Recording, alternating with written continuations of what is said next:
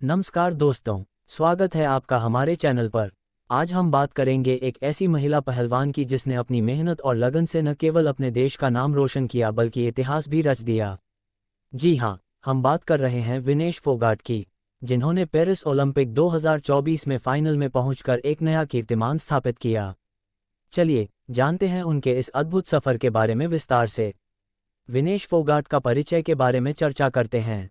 विनेश फोगाट का जन्म 25 अगस्त 1994 को हरियाणा के बलाली गांव में हुआ था।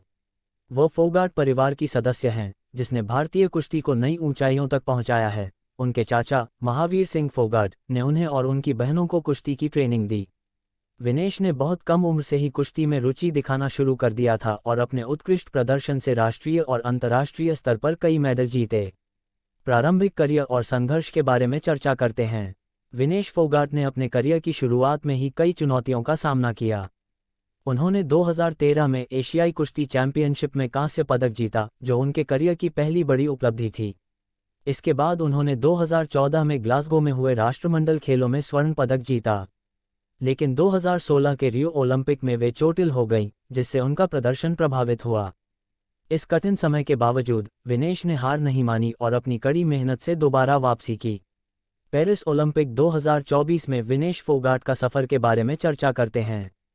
पेरिस ओलंपिक 2024 में विनेश फोगाट ने अपने शानदार प्रदर्शन से सभी को प्रभावित किया। सोमवार का दिन भारत के लिए ऐतिहासिक साबित हुआ जब उन्होंने महिलाओं के 50 किलोग्राम भार वर्ग के सेमीफाइनल में क्यूबा की लोपेज गुजमान को 5-0 से हराकर फाइनल में जगह बनाई। वो ओलंपिक के फाइनल में पहुंचने वाली पहली भारतीय महिला पहलवान बन गईं।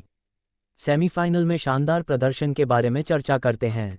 सेमीफाइनल मुकाबला बेहद रोमांचक रहा। पहले राउंड के अंत तक विनेश 1-0 से आगे थीं।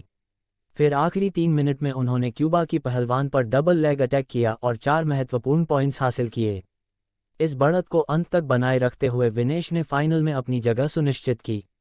इससे पहले क्वार्टर फाइनल में उन्होंने यूक्रेन की लिवाच ओक्साना को 7-5 से हराया था। ये जीत विनेश के आत्मविश्वास को और बढ़ाने में महत्वपूर्ण साबित हुई। मां को दिया खास वादा के बारे में चर्चा करते हैं। सेमीफाइनल में जीत के बाद विनेश ने वीडियो कॉल के जरिए अपनी मां से बात की और एक खास वादा किया।